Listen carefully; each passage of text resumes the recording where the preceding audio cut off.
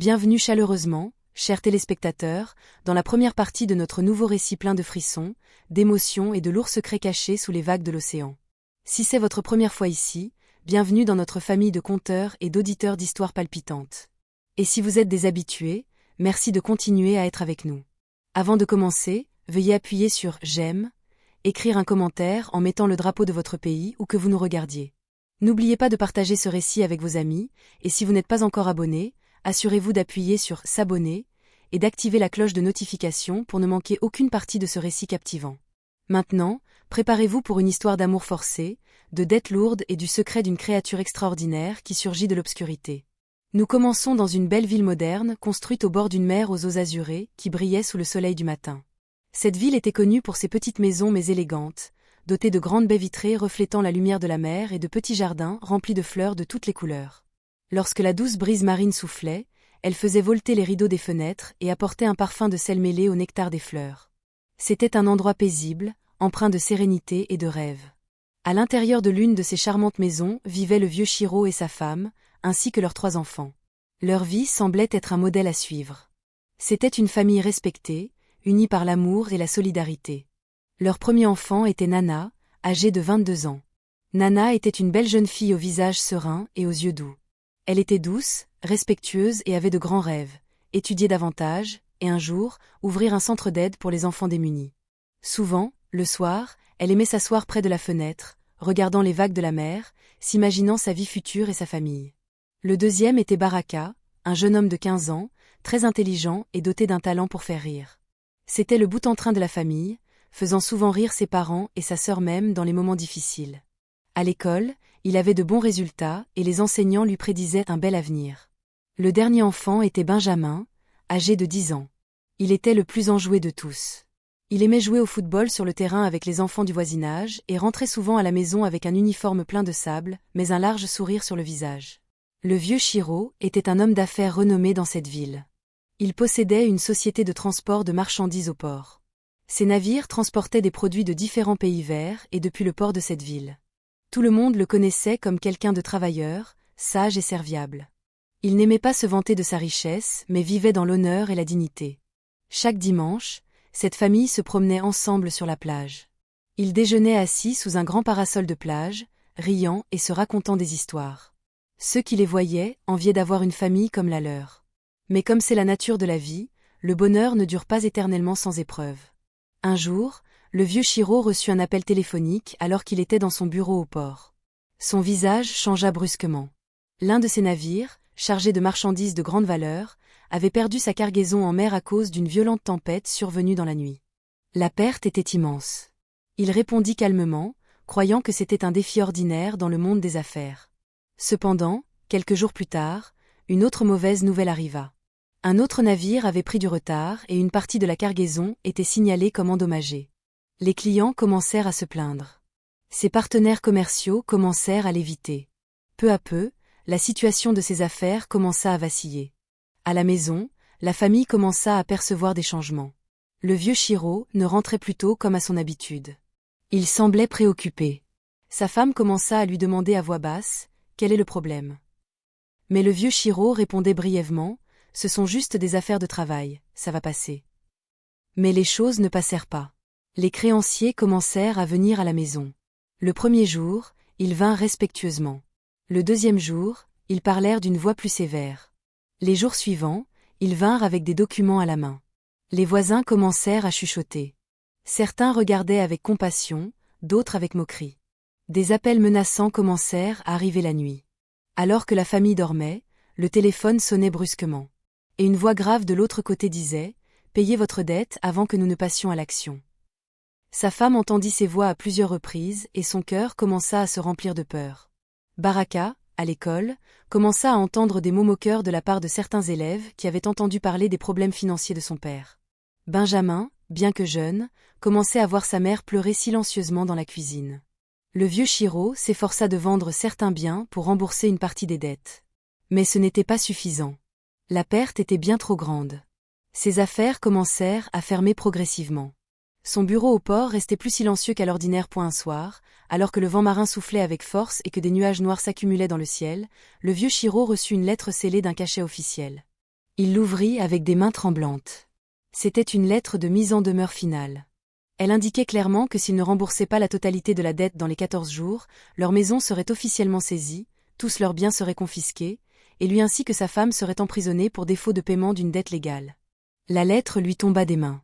Il regarda sa maison, ce lieu empli de souvenirs heureux de sa famille, et ses yeux commencèrent à se remplir de larmes. La tempête n'était plus en mer. Elle avait commencé à l'intérieur de leur maison. Les nouvelles de la faillite du vieux Shiro ne tardèrent pas à se répandre dans cette ville côtière. À chaque coin, il y avait des murmures. Dans les boutiques du voisinage, au marché, même sur la plage où ils aimaient se promener autrefois, les gens parlaient de la chute de ses affaires comme s'il s'agissait d'une histoire captivante. « Tu as entendu ? Ces navires ont coulé. On dit que les créanciers viennent tous les jours. La richesse rapide ne dure jamais. » Ces mots parvinrent aux oreilles de la famille. Ses voisins qui venaient autrefois boire du thé et rire avec eux passaient maintenant sans même saluer. D'autres regardaient leur maison avec un œil moqueur, comme s'ils attendaient le jour où elle serait vendue. À l'intérieur de la maison, tout avait changé. Les sourires quotidiens avaient disparu. Le rire de Benjamin s'était éteint. La radio qui diffusait de la musique le soir restait silencieuse depuis de nombreux jours. Leur mère commença à réduire les dépenses du ménage. La nourriture qui garnissait autrefois la table se raréfia. Au lieu de 3 repas complets, ils mangeaient avec parcimonie. Parfois, ils vivaient de thé et de pain. Nana observait tous ces changements. Elle choisit d'aider en réduisant ses besoins personnels. Elle cessa d'acheter des choses superflues. Même ses rêves de s'inscrire à des cours supplémentaires furent mis de côté. Elle voyait clairement le fardeau qui pesait sur les épaules de son père. Baraka, quant à lui, fut davantage affecté à l'école. Les élèves qui le voyaient comme le fils d'un homme riche se moquaient maintenant de lui. « Ton père n'est-il pas endetté ? Demain vous quitterez la maison. » Ces mots le blessaient. Un jour, il se retrouva à frapper un élève qu'il avait ridiculisé publiquement. Il fut convoqué dans le bureau du directeur. Il rentra à la maison le visage marqué par la colère et la honte. Mais il ne dit pas toute la vérité. Il dit simplement « Je me défendais ». Benjamin, encore jeune, ne comprenait pas bien la signification des dettes ou de la faillite, mais il voyait les changements. Il voyait sa mère rester silencieuse longtemps. Une nuit, il se leva pour boire de l'eau et trouva sa mère assise à la table de la cuisine, pleurant doucement en tenant une lettre dans ses mains. Il courut vers elle et la serra dans ses bras sans poser de questions. Sa mère essuya rapidement ses larmes et lui dit « Ce n'est rien, mon enfant, va dormir. » Mais il y avait quelque chose de grand. Les appels des créanciers se multiplièrent. Les voix menaçantes étaient plus sévères qu'auparavant. Parfois, ils venaient jusqu'à la porte et frappaient fort comme s'ils réclamaient l'heure du sur-le-champ. Cette situation rendit le vieux Shiro encore plus silencieux. Il passait beaucoup de temps dans son bureau, essayant de trouver une solution, mais chaque fois qu'il regardait les chiffres, l'écart était bien trop grand. Un jour, à midi, une luxueuse voiture noire s'arrêta devant leur maison. Les voisins épiaient par leurs fenêtres avec curiosité. La portière de la voiture s'ouvrit lentement et un homme en costume onéreux en descendit, dégageant une confiance excessive. C'était l'un des grands créanciers qui réclamait au vieux Shiro une importante somme d'argent. Il entra sans sourire. La famille se rassembla dans le salon. L'atmosphère était lourde. Leur mère serrait les mains avec inquiétude. Nana était assise en silence, observant cet étranger avec prudence. Après une brève discussion sur la dette, cet homme s'inclina dans son fauteuil et dit d'une voix calme mais pesante « J'ai une proposition qui peut résoudre tous vos problèmes. » Tout le monde se tut. « Il y a un homme très riche, continua-t-il, qui cherche une épouse. Ce n'est pas un homme ordinaire, mais il dispose d'immenses ressources financières. Si votre fille Nana accepte de l'épouser, toutes les dettes seront remboursées immédiatement. » Un silence de plomb s'abattit sur la pièce. Leur mère laissa échapper un petit cri de stupéfaction.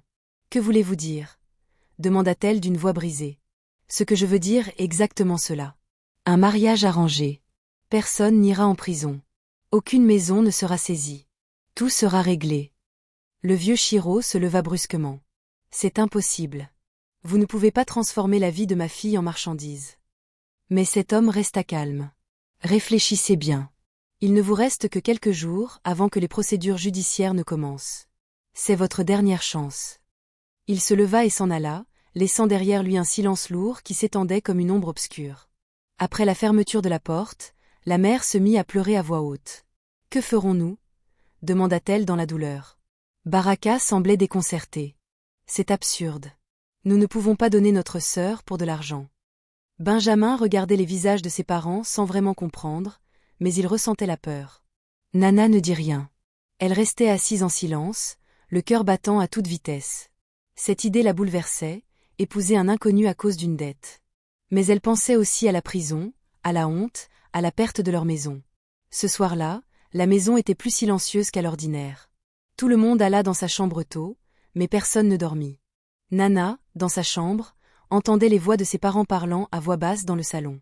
Elle ne voulait pas écouter, mais les mots lui parvenaient aux oreilles. « Nous ne pouvons pas la sacrifier », dit son père avec tristesse. « Mais où emmènerons-nous nos enfants si nous sommes emprisonnés ?» répondit sa mère en étouffant ses sanglots. Nana se recroquevilla sur son lit. Les larmes coulaient silencieusement sur ses joues. Elle savait que ses parents luttaient contre la décision la plus difficile de toute leur vie, et pour la première fois elle sentit que tous ses rêves étaient en danger de se briser. Cette longue nuit se poursuivit tandis que les voix de ses parents, qui pleuraient et débattaient, lui brûlaient le cœur. Maison qui avait autrefois retenti de rire ressemblait maintenant à un lieu de deuil. Chacun allait et venait dans ses propres pensées, cherchant une solution qui demeurait invisible. Le vieux Chiro ne sortait presque plus. Il restait assis à la table du salon, des papiers et des chiffres éparpillés devant lui. Chaque fois qu'il calculait, le résultat était toujours le même. La dette était bien trop grande pour être remboursée dans le peu de temps qui restait. Il se prenait la tête entre les mains encore et encore, comme si son cerveau allait éclater sous le poids des pensées. Leur mère n'était pas en paix non plus. Elle cuisinait en silence, nettoyait en silence. Même sa voix s'était éteinte. Souvent, on la voyait essuyer rapidement ses larmes pour que les enfants ne la voient pas. Mais les enfants voyaient. Après plusieurs jours de lourd silence, le vieux Chiro les appela tous dans le salon un soir. Sa voix était grave mais calme. « Je veux qu'on parle en famille, » dit-il. Nana s'assit près de sa mère. Baraka s'installa les bras croisés sur la poitrine, le visage plein de colère. Benjamin s'assit sur le sol, regardant tout le monde avec des yeux inquiets. Le vieux Chiro prit une longue inspiration. « J'ai beaucoup réfléchi à cette proposition, » commença-t-il lentement. « Mais je ne peux pas sacrifier ma fille à cause de l'argent. C'est impossible. » Ses mots étaient fermes, mais ses yeux étaient remplis de douleur. Leur mère hocha la tête tristement. « Mais que faisons-nous alors ?» demanda-t-elle d'une voix brisée. « Les 14 jours approchent. Nous serons emprisonnés. Où iront nos enfants? Notre maison sera saisie. » Un silence pesant emplit la pièce. Même le vent marin qui soufflait dehors semblait apporter une mélodie de tristesse à travers la fenêtre. Baraka se leva brusquement. « Nous ne pouvons pas accepter une telle chose. Qui est cet homme au juste? Pourquoi ne se montre-t-il pas lui-même? Ce n'est pas juste. » Benjamin regarda sa sœur avec des yeux effrayés. « Sœur va partir ?» demanda-t-il d'une petite voix à peine audible. Nana était silencieuse depuis le début de la conversation, mais à l'intérieur, une grande bataille faisait rage. Elle pensait à ses rêves, à ses amis, à sa vie future. Elle pensait aussi à la prison, à la honte, à sa famille qui serait séparée. Elle regarda son père, et pour la première fois, elle le vit faible. Ce n'était plus le courageux père d'autrefois, mais un homme acculé par les circonstances, sans issue. Lentement, Nana se leva. Tout le monde la regarda. Sa voix tremblait légèrement au début, puis elle se stabilisa. « Père, mère, si mon mariage peut sauver notre famille, j'accepte. » Ces mots tombèrent dans le silence comme un coup de tonnerre soudain. « Non. » Le vieux Chiro éleva la voix, se levant sous le choc. « Tu ne peux pas subir cela à cause de nous. » Mais les yeux de Nana étaient remplis de larmes et de résolution. « Ce n'est pas seulement pour vous, père. C'est parce que nous sommes une famille. Nous ne devons pas nous séparer à cause d'une dette. Si je suis la seule voix qui reste, alors c'est bien. » Sa mère se mit à pleurer à voix haute. Elle serra Nana dans ses bras avec force, comme si elle ne voulait pas la laisser partir. Baraka détourna le visage pour cacher ses larmes. Benjamin pleura ouvertement en tenant la main de sa sœur. C'était une décision douloureuse. Le lendemain, le vieux Chiro et sa femme allèrent trouver cet homme riche qui avait fait la proposition. Le cœur lourd, ils lui dirent qu'ils avaient accepté les conditions. Cet homme riche dit qu'il y avait une autre condition. « Le marié ne veut pas voir la mariée jusqu'au jour du mariage, » dit-il d'une voix sans émotion. « Il n'y aura pas de conversation. Pas de photos, ni de communication d'aucune sorte. Le mariage sera célébré dans tout l'honneur, mais jusqu'à ce jour, il restera un secret. » La famille fut stupéfaite. « Pourquoi ?» demanda la mère avec inquiétude. « Ce sont ces conditions, » répondit-il brièvement. Nana sentit un frisson lui parcourir le dos, épouser quelqu'un qu'elle n'avait jamais vu, pas même une fois. Mais elle avait déjà pris sa décision. La nouvelle du mariage se répandit aussi vite que la nouvelle de la faillite. Les gens s'étonnaient. Certains y voyaient un miracle. Une famille qui était sur le point d'être emprisonnée préparait maintenant un mariage fastueux. D'autres chuchotaient qu'il y avait un grand secret derrière tout cela. Les préparatifs commencèrent en hâte. Des décorateurs vinrent mesurer l'espace sur la plage. Des cuisiniers contactèrent la mère pour planifier le menu. Une robe de mariée d'une grande valeur fut apportée à Nana dans une boîte blanche nouée d'un ruban doré. Mais plus les préparatifs avançaient rapidement, plus la peur grandissait dans leur cœur. La nuit, Nana s'allongeait en fixant le plafond, se demandant « Qui est cet homme ?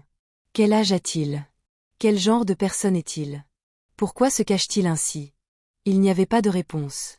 Les jours avançaient à toute vitesse. Chaque fois qu'elle regardait le calendrier, elle voyait la date du mariage se rapprocher comme une ombre qui la suivait partout. Et même si dehors régnait une effervescence de préparatifs, à l'intérieur de cette maison, il y avait le silence de la peur. Le mariage approchait, mais personne n'avait la paix dans son cœur. Les jours restants avant le mariage passèrent avec une rapidité étonnante. Cette plage que la famille du vieux Shiro avait autrefois visitée avec joie avait maintenant été transformée en lieu de grands préparatifs de fête. Des décorations somptueuses furent posées avec articles. Des fleurs blanches et roses furent disposées en longues rangées. De petites lumières de couleur dorée pendaient au kiosque en bois, et un long tapis rouge s'étendait depuis l'entrée du lieu jusqu'à l'autel, orné d'un voile blanc ondulant sous la douce brise marine. Les passants sur la plage s'émerveillaient de la beauté de ces décorations. Cela ressemblait à un mariage royal. Les chaises des invités étaient recouvertes de tissu blanc noué d'un ruban doré. Les tables à manger étaient dressées avec un soin extrême, et des cuisiniers s'affairaient dans tous les sens pour s'assurer que tout était parfait. Point à l'intérieur de la maison, la robe de Nana était posée sur son lit. Elle était blanche et brillante, ornée de petits joyaux qui scintillaient comme des étoiles de la nuit. Son tissu était doux et légèrement lourd, témoignant clairement de sa très grande valeur. Lorsque Nana l'essaya, même sa mère ne put retenir son émerveillement. « Elle est si belle », dit sa mère d'une voix douce, les larmes aux yeux. Mais derrière cette voix se cachait une tristesse dissimulée. Tout semblait comme un beau rêve, mais à l'intérieur du cœur de Nana, il n'y avait pas de paix. La nuit précédant le mariage, Nana fit un rêve étrange. Elle se vit debout seule sur la plage. L'obscurité enveloppait tout le ciel. Les vagues étaient plus grandes qu'à l'ordinaire, frappant les rochers avec force. Soudain, elle sentit quelque chose la regarder. Elle tourna lentement la tête et vit deux yeux qui brillaient dans l'obscurité. Ces yeux étaient perçants, dotés d'un éclat extraordinaire de couleur verte. Ils n'étaient pas ordinaires. Ils la fixaient en silence, mais elle sentait leur force l'attirer vers eux. Quand elle essaya de fuir, ses pieds ne bougèrent pas. Les vagues s'intensifièrent. Ses yeux se rapprochèrent davantage. Nana se réveilla en sursaut, haletante. La chambre était silencieuse, mais son cœur battait à toute allure. Elle essaya de se calmer en se disant « ce n'est qu'un rêve ». Mais la sensation d'être regardée resta dans son cœur. Le matin du mariage arriva. Le soleil se leva au-dessus de la mer, déversant une lumière dorée qui touchait les eaux et les faisait briller comme un miroir. C'était une belle journée, avec une douce brise et un ciel clair sans nuages. Dans sa chambre, Nana était assise devant le miroir pendant que des jeunes filles venues l'aider la coiffaient. Ses cheveux furent coiffés avec articles. Son visage fut délicatement maquillé, mettant en valeur sa beauté naturelle. Elle ressemblait à un ange, mais ses yeux trahissaient un mélange de peur et de tristesse. Sa mère lui prit la main. « Ça va, mon enfant ?» demanda-t-elle. Nana sourit péniblement. « Ça va, maman. » Mais il n'y avait pas de certitude dans sa voix. Les invités commencèrent à se rassembler sur la plage. Une musique douce commença à jouer. Des instruments mélodieux se mêlaient au bruit des vagues marines. Les gens, vêtus d'élégantes tenues, prenaient place sur leurs chaises en chuchotant par curiosité. « Avez-vous vu le marié ? » ? « Non, on dit que c'est un secret. » « C'est paraît-il quelqu'un de très riche. » Personne ne le connaissait. Personne ne l'avait jamais vu. Le vieux Shiro était vêtu de son meilleur costume, mais son visage n'arborait pas la joie d'un père mariant sa fille. Leur mère était silencieuse, essuyant ses larmes à plusieurs reprises. Baraka était assis avec raideur, l'air d'un homme prêt à s'opposer à tout ce qui serait anormal. Benjamin restait près de sa mère, serrant sa main avec force. Finalement, la musique changea pour annoncer l'entrée de la mariée. Nana marcha sur le tapis rouge. Ses pas étaient lents mais assurés. Le vent soufflait son voile blanc derrière elle, dans un mouvement d'une beauté remarquable. Tous les invités se levèrent pour la regarder. Elle ressemblait à un rêve vivant, mais quelque chose manquait encore. L'hôtel était vide du côté du marié. Des minutes passèrent. La musique continua à voix basse. Les invités commencèrent à échanger des regards interrogateurs. La curiosité s'intensifia. Nana se tint là, debout, le cœur battant à toute vitesse. Puis, au loin, sur la route menant à la plage, le bruit d'un moteur puissant se fit entendre. Tout le monde tourna la tête au même moment. Au loin, un convoi de luxueuses voitures noires apparut, se dirigeant lentement vers le lieu de la cérémonie. Ces voitures avaient des vitres teintées qui ne laissaient voir rien de l'intérieur. La musique s'arrêta brusquement. Le vent souffla avec encore plus de force, comme s'il attendait lui aussi. Ce convoi se rapprocha davantage et s'immobilisa. Cette plage qui bourdonnait d'animation fut soudainement envahie par un lourd silence. Les vagues de la mer frappaient les rochers avec un bruit sourd, comme si elles aussi pressentaient que quelque chose d'inhabituel était sur le point de se produire. La grande voiture de luxe qui s'était arrêtée devant le tapis rouge avait des vitres noires qui ne laissaient voir rien de l'intérieur. Tous les regards se fixèrent sur elle. La musique s'était arrêtée. Le vent soufflait doucement, agitant les décorations et le voile de Nana. Puis, lentement, la portière de cette voiture s'ouvrit. D'abord, on vit des pieds chaussés de souliers noirs précieux qui brillaient sous le soleil. Ensuite, un corps grand et musclé se dressa depuis l'intérieur de la voiture. Il était vêtu d'un costume noir taillé avec un art extrême, lui allant à merveille avec une élégance somptueuse. Mais quelques secondes plus tard, des cris d'étonnement retentirent dans l'air. Car la tête qui émergea au-dessus de ce costume n'était pas celle d'un être humain. C'était la tête d'un serpent vert vif, aux écailles brillant d'un mélange de vert et d'or pâle. Ses yeux étaient grands, embrasés d'un vif éclat vert qui pénétrait directement jusqu'au cœur de celui qui le regardait.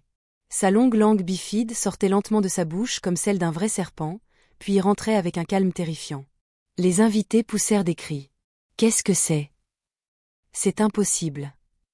C'est un cauchemar. » Certaines femmes se bouchèrent la bouche de peur. Plusieurs hommes reculèrent de 2 pas. D'autres se levèrent, prêts à fuir. Le vieux Shiro sentit ses jambes trembler. Il saisit la main de sa femme pour qu'elle ne s'effondre pas. La mère de Nana se mit à pleurer à voix haute en secouant la tête sous le choc. « C'est impossible. C'est impossible. » Baraka se leva d'un bond. Ses yeux étaient remplis à la fois de colère et de peur. Benjamin se cacha derrière sa mère en tremblant. Et là, debout sur le tapis rouge, Nana sentit le monde tournoyer. Ses jambes fléchirent, son cœur battit si fort qu'elle crut qu'il allait jaillir de sa poitrine. Ses yeux ne pouvaient se détacher de cette créature qui marchait d'un pas lent et assuré vers l'autel. Cette créature marchait avec assurance, chaque pas témoignant de son autorité. Bien que sa tête fût celle d'un serpent, son corps était celui d'un être humain fort et à l'allure imposante. Son costume noir lui conférait l'apparence d'un homme riche et de haut rang. Mais son aspect extraordinaire surpassait tout le reste. Il s'arrêta devant Nana. Toute la salle était silencieuse, hormis le bruit des vagues. Le vieux Shiro rassembla le courage qui lui restait et s'avança. « C'est impossible, » dit-il d'une voix brisée. « Nous ne savons pas qui vous êtes. Nous ne pouvons pas autoriser notre fille à se marier avec une créature de cette sorte. » La mère de Nana tomba à genoux. « S'il vous plaît, je vous en supplie, » dit-elle en pleurant. « Nous vous supplions d'annuler ce mariage. Nous trouverons une autre solution. » Cette créature tourna lentement sa tête de serpent pour les regarder. Ses yeux émettèrent un éclat encore plus vif. Quand il parla, sa voix était grave, avec une étrange vibration qui résonnait comme une voix lointaine venant du fond d'une longue caverne. « J'ai remboursé toutes vos dettes, » dit-il avec un calme terrifiant. « Chaque centime a été payé. Votre maison a été sauvée. Vos noms ont été retirés des actes de créance. » Il se tut une seconde, puis ajouta « Rendez-moi mon argent maintenant si vous ne voulez pas que le mariage soit conclu. » La salle se figea complètement. Le vieux Shiro sentit le souffle lui manquer. Il savait qu'il n'avait pas cet argent. Il n'y avait rien à restituer. Tout avait déjà été vendu ou mis en gage. La mère de Nana continuait à pleurer mais n'avait pas de réponse. Baraka serra les poings de colère, mais il savait qu'il n'avait pas la capacité de lutter contre cette situation. Nana sentit les larmes couler silencieusement sur ses joues. Son rêve de la nuit précédente lui revint à l'esprit. Ses yeux brillants dans l'obscurité qui la regardait. Ils étaient maintenant devant elle. L'officiant qui se tenait sur le côté sembla hésiter, mais reçut un signe de continuer. Il n'y avait pas le choix. Les parents échangèrent des regards remplis d'une douleur indicible. Lentement, le cœur brisé, ils regagnèrent leur place pointe et la musique reprit, mais cette fois elle était lente et lourde. La cérémonie de mariage commença. Nana se tint là, les larmes coulant silencieusement. Sa voix tremblait quand on lui demanda si elle consentait. La mer continua à frapper les rochers, comme si elle témoignait d'un événement hors du commun. Et sous le soleil de midi, devant des invités enveloppés de peur, le mariage le plus étrange jamais vu commença à être célébré, tandis que Nana pleurait la douleur de son âme.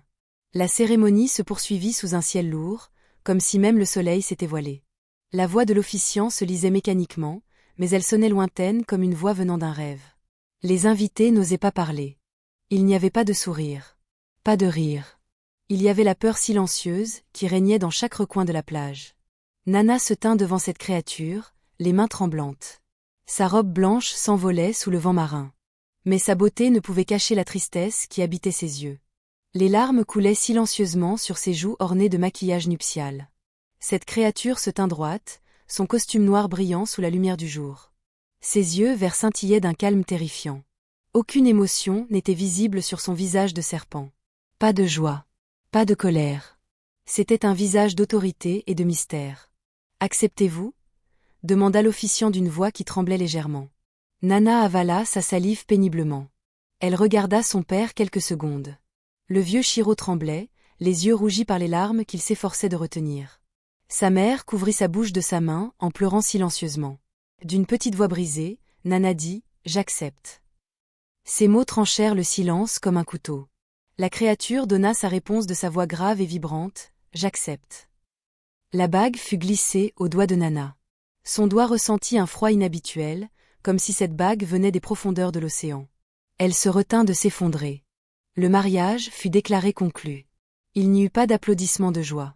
Pas de you-you. À la place, certains invités se levèrent silencieusement et commencèrent à partir. D'autres détournèrent le visage avec peur, comme s'ils ne voulaient pas se souvenir de ce qu'ils avaient vu. Mais ils ne partirent pas tous point, certains sortirent discrètement leur téléphone et commencèrent à filmer cet événement extraordinaire.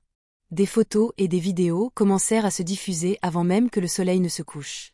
En quelques heures, toute la ville parlait de ce mariage hors du commun. As-tu vu avec quoi la fille du vieux Shiro s'est mariée? Ce n'est pas humain, c'est une malédiction ou des forces obscures. Les nouvelles se répandirent à la vitesse du vent marin, tandis que les invités se dispersaient, Nana s'avança lentement vers cette luxueuse voiture noire. Elle ne se retourna pas trop souvent car elle savait que si elle regardait trop longtemps sa famille, son cœur se briserait en 1000 morceaux. Lorsque le grand portail de fer s'ouvrit complètement, la voiture entra lentement dans l'enceinte du château. Les roues roulèrent sur de grandes pierres soigneusement disposées, émettant un bruit sourd qui se mêlait au grondement des vagues en contrebas du rocher. Nana inspira lentement. Le château était plus grand qu'elle ne l'avait imaginé. Ses murs de pierre grise semblaient solides et anciens, mais ses hautes fenêtres avaient des vitres modernes qui reflétaient la faible lumière des lampes intérieures. C'était un mélange de passé et de présent, de beauté et de peur à la fois. La grande porte principale s'ouvrit avant même qu'il ne soit tout à fait arrivé. Elle s'ouvrit lentement, comme si elle savait que ses hôtes étaient attendus. La créature descendit la première, puis se retourna pour regarder Nana. Ses yeux verts s'embrasèrent d'un éclat extraordinaire, mais cette fois il n'était pas aussi perçant que sur la plage. Il tendit sa main vers elle. Nana hésita quelques secondes, puis descendit lentement. Ses pieds touchèrent les pierres froides du sol et le vent marin souleva sa robe de mariée. Ils entrèrent à l'intérieur. À l'intérieur du château se trouvait un vaste hall orné de grands lustres en verre suspendus en haut comme des étoiles. Le sol était en marbre brillant et les murs étaient décorés d'étranges gravures représentant la mer, de grandes vagues, des créatures marines et des symboles incompréhensibles. La richesse qui s'y trouvait n'était pas ordinaire. Des fauteuils précieux, des tables en bois dur soigneusement poncées, de lourds tapis aux motifs anciens. Chaque objet témoignait d'une grande puissance et d'une immense richesse. Mais quelque chose manquait. Il n'y avait pas de son, pas de domestique qui circulait, pas de bruits habituels d'une grande demeure. Il y avait un lourd silence effrayant qui faisait résonner leurs pas de façon trop claire. Nana se serra dans ses propres bras sans s'en rendre compte. La créature s'arrêta au milieu du hall et se retourna vers elle. « N'aie pas peur », dit-il d'une voix calme, sans la terrifiante vibration de tout à l'heure sur la plage. « Tu n'as pas été choisie par hasard. » Ces mots firent relever brusquement les yeux de Nana. « Que voulez-vous dire » demanda-t-elle d'une petite voix mais empreinte d'une force intérieure. La créature la regarda quelques secondes, comme si elle évaluait quelque chose en elle. Ses yeux émettèrent une faible lueur verte. « Tu le sauras en temps voulu », dit-il simplement. Il la guida par un large escalier en colimaçon vers l'étage supérieur. Les murs de l'escalier avaient de longs miroirs qui reflétaient l'image de Nana toujours dans sa robe de mariée, ressemblant à quelqu'un de perdu au milieu d'un rêve incompréhensible. Ils arrivèrent devant une grande porte en bois ornée des mêmes étranges symboles qu'elle avait vus en bas. « Ta chambre, » dit-il. La porte s'ouvrit point à l'intérieur, se trouvait une chambre grande et somptueuse au-delà de tout ce que Nana avait jamais vu. Un grand lit aux rideaux blancs trônait au centre. Des lampes dorées étaient disposées sur les côtés. Une grande fenêtre donnait directement sur la mer. Les vagues se voyaient en dessous comme des ombres qui dansent dans l'obscurité. Une armoire était remplie de vêtements neufs. Une coiffeuse brillait de miroirs propres. Chaque chose témoignait qu'elle avait été préparée pour une vie luxueuse. Mais les questions restaient sans réponse, et la créature s'attarda un instant sur le pas de la porte. « Repose-toi. Nous parlerons davantage demain, » dit-il, et la porte se referma doucement derrière lui. Nana se retrouva seule. Elle s'assit sur le lit, tenant sa robe de ses mains tremblantes. Sa tête était pleine de questions. « Tu n'as pas été choisie par hasard. » Ces mots tournaient dans son esprit sans réponse, quand la nuit devint plus profonde, elle décida de changer de vêtements et de se coucher. Mais le sommeil ne vint pas facilement. Au milieu de la nuit, elle entendit un bruit étrange. C'était comme le bruit d'une eau bouillante au loin, ou peut-être comme des vagues frappant dans une grotte souterraine. Puis elle entendit autre chose, comme des pas lourds se déplaçant lentement sous le sol. Nana se leva brusquement dans son lit.